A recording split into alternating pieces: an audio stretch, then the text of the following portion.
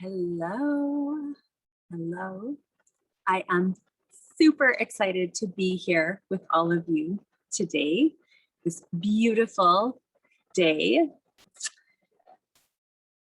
My name's Tara Preston, and I am a new paradigm feminine leadership mentor and prosperity mentor, and also the founder of the Akashic Women's School. So here, as I was setting space for today's transmission for the sacred path of the priestess, we have thunderclouds rolling in and rain. I don't know if you can hear it or not, but I live part-time in a Mongolian yurt, and it's very much, when you're in it, it's like a connection to nature. Right? So there's walls, of course, but it has a different feeling. So if you hear a little bit of rain, I hope it's not too distracting. It actually has a really beautiful sound. And yeah, and the thunder, kind of that rumbling energy of change, right? Which is a little bit of what we're tapping into here, right? It's who we are being called to be, right? That soul-led part of ourselves that wants to guide us into the fullness of our evolution here as women during this time on the planet. And we have this opportunity for rapid evolution, especially when we're working with tools such as the Akashic Records. And so I stepped onto my sacred path probably over a decade ago, found the Akashic Records, and since have done well over 6,000 sessions, working with women, helping them to tap into their soul level purpose, helping them to step into their feminine leadership, to create lives and businesses that really kind of honor their feminine nature, honor their feminine desires, right? Really listening to the intelligence of our hearts, our wombs, and our bodies, right? And of course, there's a lot to unplug from when we're on this journey. And as far as my experience goes, I think it's just a continuous journey of saying yes to our evolution and then looking at how to go deeper within the framework and the scope of that. The Akashic Records, if you're not familiar with them, I'm here to, talk about amplifying our infinite wisdom through the Akashic field. So we're going to be working with the Akashic field, which is slightly different than the Akashic Records, but we'll bring the Akashic Records in as well and do some clearing work. So I don't really know what's going to come through yet. It's one of the kind of the most exciting aspects sometimes of doing transmissions of this nature. But if you're here in this space, chances are there are going to be pieces and threads, right? And micro pieces of energy transmission that will touch on your subconscious, on your awareness, on your soul. So just really receiving the transmission today, and then also allowing it to kind of seep into your awareness over the following days. So, yeah, again, I don't really know where it's going, but I'm very excited. So the Akashic Records are this beautiful source of infinite wisdom, of infinite intelligence, of healing, and of love. And specifically when we open up to the Akashic field, it's a very subtle, high vibrational field of divine love and wisdom. And I like to work with the Akashic field in a really shamanic kind of transmission-based way. So the field is intelligent. And as I tap into the field with the intention of connecting into this event and offering a transmission, the field will start to give me messages. The field gives me messages to give to you. Sometimes I hear visual messages. Sometimes I have beings that show up. It can be anything, and I'm completely open to what wants to come through on behalf of the sacred path of the priestess. This is part 2. And the Akashic Records, of course, I would love to take some time during the transmission today and open up the Akashic Records on your behalf, and I'll guide you through that process as well. And the Akashic Records, as far as I'm concerned, it's the deepest kind of spiritual power healing tool that we have on the planet. And so this is an opportunity to look at those soul level blocks, the energetic stories that are playing out at a subconscious soul level, that are scripting our lives. They're recreating experiences from a subconscious level that actually really don't serve our evolution, right? And we'll know if we're ready for Akashic record work if we feel a little bit frustrated, if we feel a little bit heavy in our energy, if we just know our experience is feeling a little bit outdated in terms of the evolution of our soul, right? Or how our soul is desiring to express herself. And that is the brilliant aspect of we can get in right at soul level and start to untangle and clear out oftentimes karmic, right? Blocks and imprints and patterns from past lives, sometimes ancestral, sometimes present lifetime, but all from the past, so that we can shift our future into alignment with the desires and the vision of our soul, which really is what the sacred path of the priestess is about, right? Hearing the call, connecting to the call, saying yes to the call, and courageously giving ourselves permission to do the journey into the embodied next level expression of the woman that we're being called to be. And this is something that I have worked with many, many women through my Feminine Phoenix Rising program, my year-long Evolutionary Woman program. And this is something that we dive into in my certification program as well. So without further ado, I want to share this with you. So in order to access the Akashic field, I'm going to drop this in with a little bit of a visualization and meditation. I'm going to open up to the Akashic field. And the experience of seeing, sensing, feeling in the Akashic field is different for everyone. And the trick is just to receive, So without further ado, join me. I'm going to guide us through the brief visualization meditation. And let's just take a moment and travel into the beauty of our inner worlds. So within, we can see a beautiful red rose. See the red rose bloom open, and with that, taking a breath in through the nose, breathing in the scent of a rose,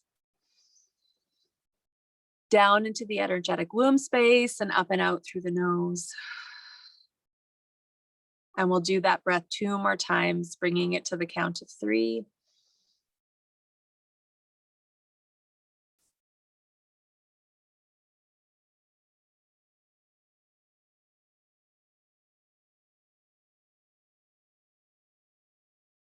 And we're going to let our bodies dropping into our back bodies, letting our body weight drop just a little bit more until we feel fully held by Mother Earth. Bringing our focus to the energetic womb space. And you may even want to place your hand there and just feeling any sensations, any feelings. We're going to see it fill up with a delicious golden energy. And we'll see that delicious golden energy start to swish, swirl, cleanse, clear, bringing it down through the core of the body, down through all the layers of earth and crust and soil and root and rock, right down to the core of Mother Earth. Seeing this glowing green jade crystal full of powerful Mother Earth energies. And we're going to drop that cord around that jade crystal, and we're going to let our body weight anchor just a little bit more, just releasing anything from the energetic womb that we're complete with.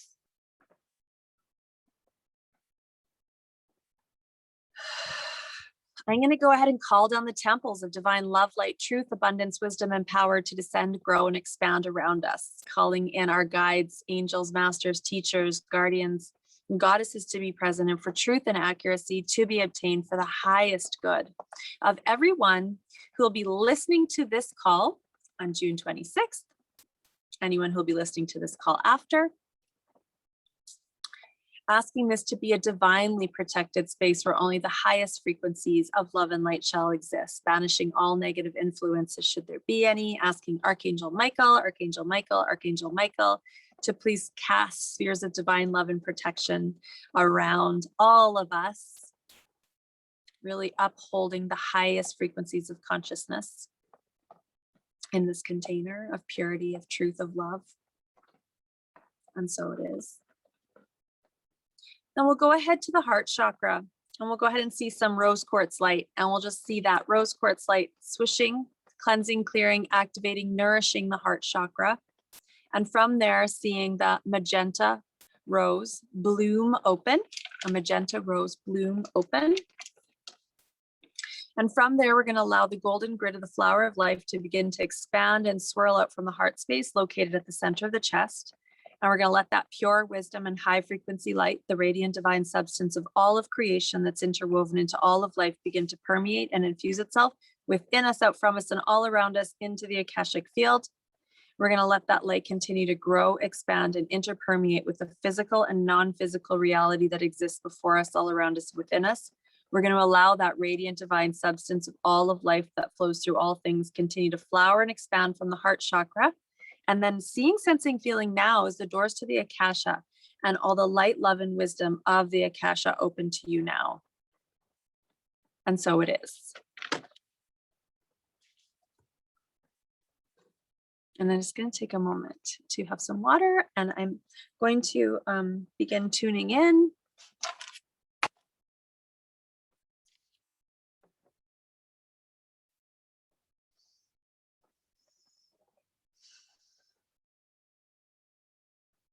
Okay.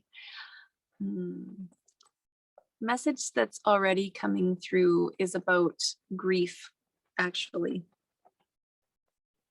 And there's nothing wrong at all, of course, with the emotion of grief, given collectively what we're navigating through. And of course, when you're ready, you can keep your eyes closed or you can join me with your eyes open. But there's a lot of grief that we've all been feeling collectively, and grief is a really important emotion. So some of the work that I do is around the dark feminine, right? Which we can't avoid some of the darker, heavier emotions, right? If we want to rise up, it becomes a part of the shadow work that we're here to do, right? That we need to move through in order to shift into even greater alignment with our truth and with our sacred evolution.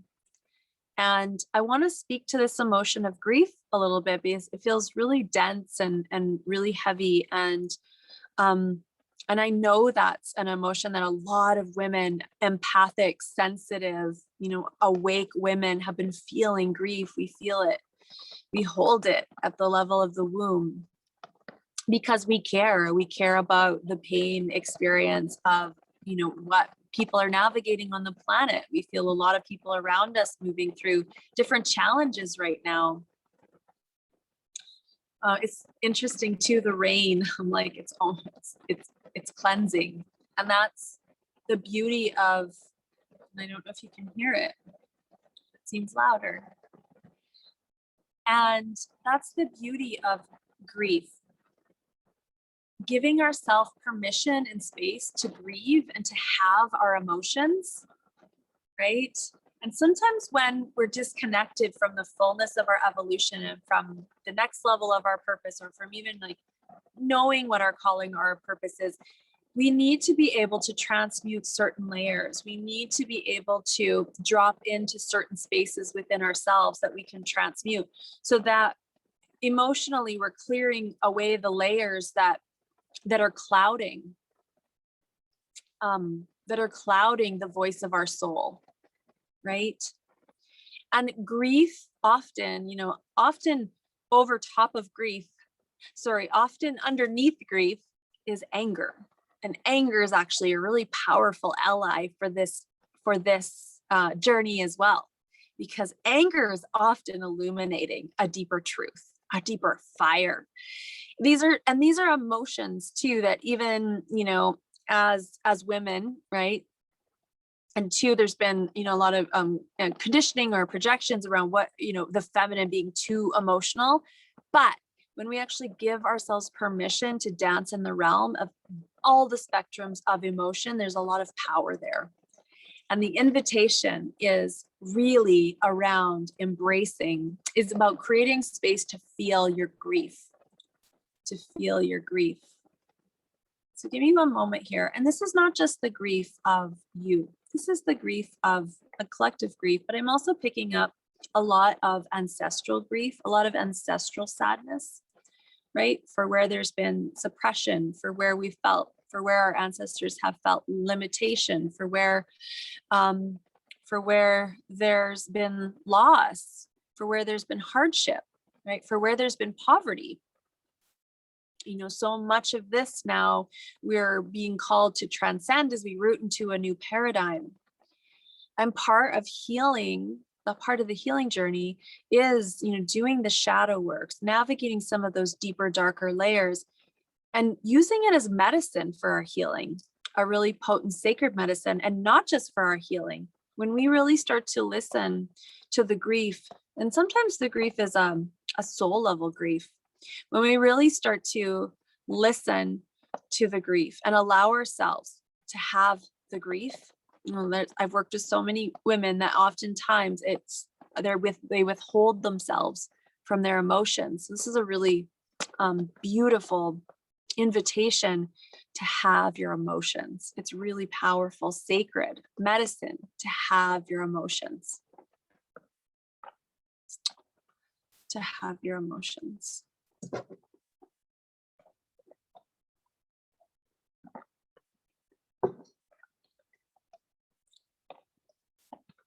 So I'm seeing our ancestors, many generations of ancestors emerging and rising up and surrounding us and holding us. As a reminder that we're not doing this all alone, and as a reminder that these courageous steps, and it is courageous every step of the way to claim our desires, right? To say yes to creating space, to even hear our soulful feminine vision and desires, to claiming them, to deciding that we're going to have it no matter what, right? Despite who around us is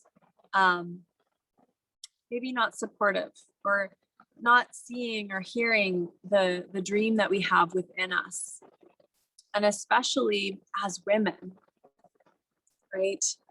As women, that the voice of the feminine has been so lost in our world. The vision of the feminine so lost in our world.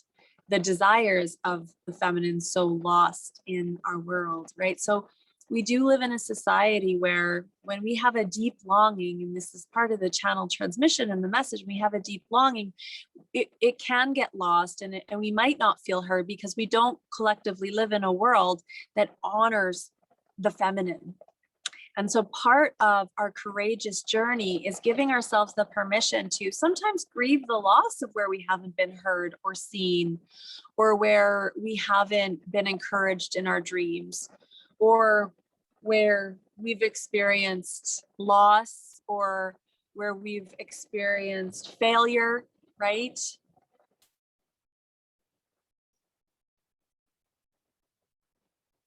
Giving ourselves permission to grieve, but remembering, and this is, just being held by this ancestral lineage. There's so many generations of women and men truly kind of functioning in this system of suppression, really, where there hasn't been the opportunity to create the space for our dreams, to say yes to our dreams, to claim our dreams, to live our dreams, to create space to even honor our sacred desires as women.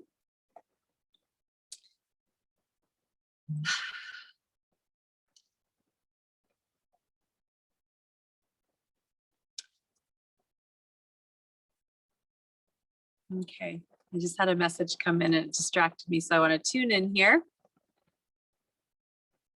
So giving ourselves the gift of saying yes to listening, to cultivating connection, to saying yes to our dreams, actually is so healing in and of itself. It's so healing in and of itself. And not just healing for ourselves, but for our ancestors. I just want to take a look at my time here. Okay, for our ancestors. And I'm just going to briefly tune in, and I'm still hearing so interesting, the clouds moving quite quickly, and in the rumble of the thunder in the background, and the rain kind of cleansing and clearing that permission and that safe space to grieve. And that is the way that we open space for clarity. So I want to go ahead, I'm going to tune into some block clearing, because we've got about 10 minutes left. So I'm going to ask in the Akashic records, and I've kind of opened up the collective record for Sacred Path of the Priestess. And now I'm going to ask the Akashic guardians to open up the Akashic record of everyone who is on this call, to everyone who is viewing this transmission today, everyone who's going to be viewing this transmission in the future. And if you would like your Akashic record open, then I invite you to say yes.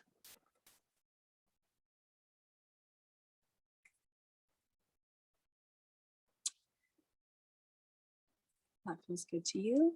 And I'm going to call in the violet flames so we can go ahead and collectively see the beautiful violet flames. The center of our circle is the highest frequency of cleansing and purifying fire there is.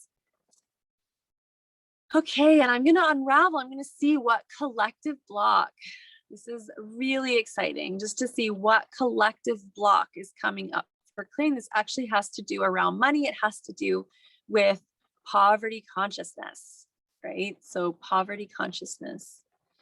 And right away, there was a sense of where money can feel like a limitation on our sacred path. And I certainly know the challenge of that. And also that as we root into a new paradigm of feminine prosperity, that we realize a deeper divine truth, right? That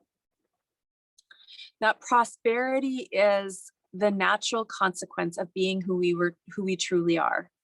That we are more than enough in this moment, that we were born more than enough to have what we want and to always be provided for, and that source is our source, right? The divine masculine, the higher sacred masculine, the God force is our source.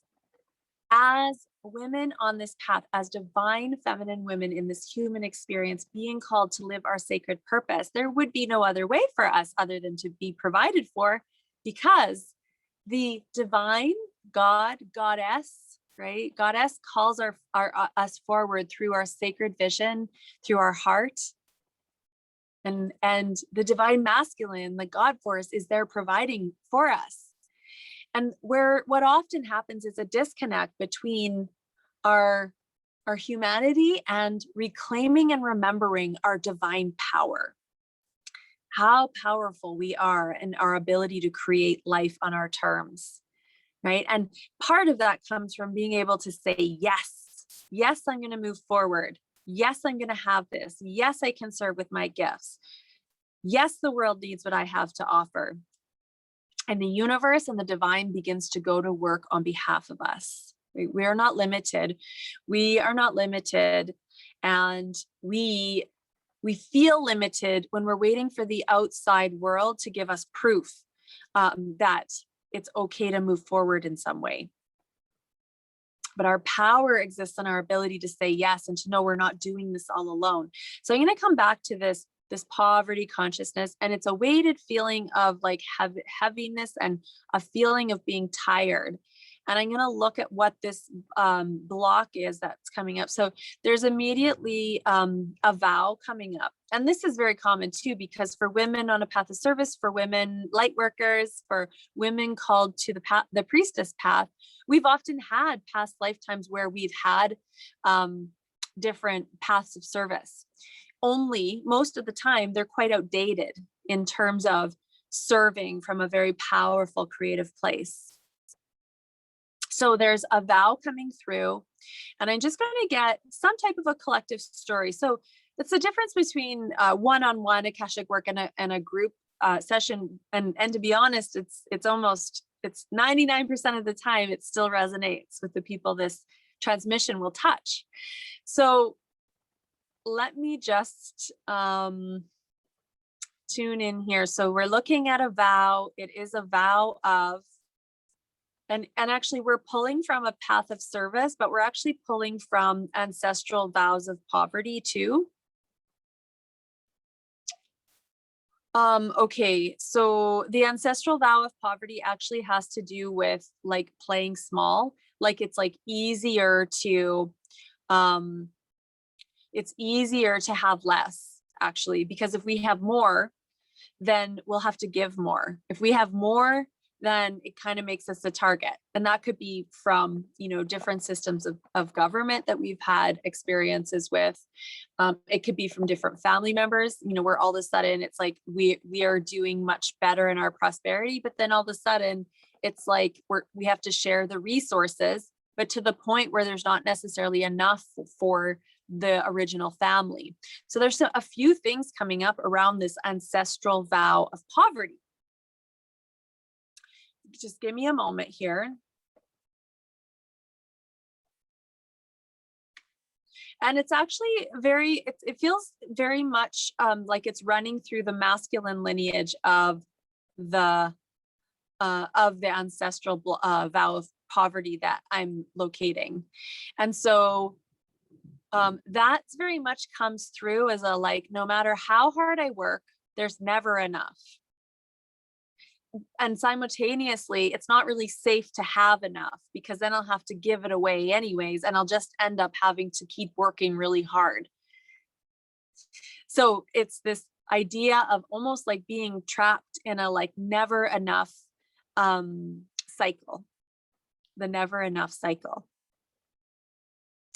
Never having enough, never having enough, never having enough energy, never having enough money, and always having to like do more. Okay, so I'm going to go ahead and I'm going to, for each person collectively whose record is open now and into the future, I'm going to ask that any and all vows of poverty running through all ancestral lineage, through all generations, that it be located, that it be cleared right to the point of creation, backwards and forwards through time, through all spaces, realities, timelines, and dimensions, and that it be transmuted to divine love and light and released fully back to source. Thank you, thank you, thank you. And so it is. And just feeling that and releasing that, and even just seeing everything you're complete with around, feeling like you're on a treadmill and never having enough, or that it's not safe to have more than enough. I want you to go ahead and just throw it into the violet flames. Throw it into the violet flames. All right, and we're gonna go back now. We're gonna do some karmic healing around the vow of poverty.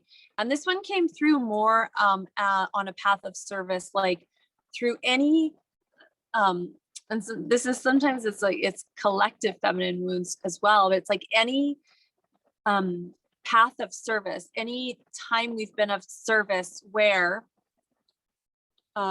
we have made a vow of poverty, and what that would look like, what a vow of poverty, let's just say through maybe a church, well, it could be through a lot of different spiritual religious institutes. In that, I get the sense it's like of a stripping of away, kind of like it's not spiritual to have money. That's what it looks like. It's not spiritual to have money. I'm seeing like a man going and going into the monastery and like leaving everything, all of his belongings, all of his clothes, all of his like earthly things, right, at the door as like a sacrifice, like a vow of poverty on this path of service, because it was seen as an act of devotion to be able to surrender and sacrifice so fully, right, to have basically no attachment to the human experience, as an act of devotion to the divine. But for us as modern day women who feel that call to live our sacred in the world on this beautiful path of service, right? Part of what we are here to live, be, and do is to be fully expressed in the beauty and the power of who we came here to be. Right? So it's our divinity that is being expressed into this physical world. And that's kind of like, that's the point of our divinity. That's the point of our essence, is to support her in her evolution, giving her greater and greater expression and experiences, right? So that our divinity can reveal itself, so it can have the physical experience. And if we want to be spiritual women on a path of service, and we want to be rooted in a foundation that can provide for us, right? We need to be able to attach our gifts and our path of service and our work to money, so we can flourish, so we can provide for our families, right? So we can provide for our families, so that we can buy homes, so that we can leave rich legacies that contribute to the highest collective healing for the planet. So we can funnel our resources back into amazing, like world changing, like not-for-profits, right? So there's this permission to be able to come into a space of balance between our divinity and the beauty of this earthly experience. Because ultimately it's about both. And it's about knowing that we're all spiritual beings, that we can be on this path of service, that we can live our vision, that we can circulate our gifts, and that money can be a part of that, right? So that we can actually ground in the physical experience, so we can be here too. And that's powerfully magnetic. So it's both human and divine. So I'm going to ask, please, in the records, if you want, you can close your eyes, just feeling this in your body, but I'm going to ask, please, that anywhere, any vow of poverty, any vows of sacrifice, that this all be cleared through all timelines, through all past life timelines, right to the point of creation, backwards and forwards through time, through all spaces, realities, timelines, and dimensions, throughout all records, that it be transmuted to divine love and light, and then released fully back to source. Thank you, thank you, thank you. And so it is.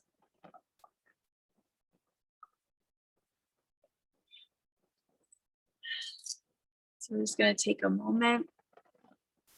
You can put your hand on your heart, maybe a hand on your womb, just feeling into your body, just receiving and integrating the transmission of today.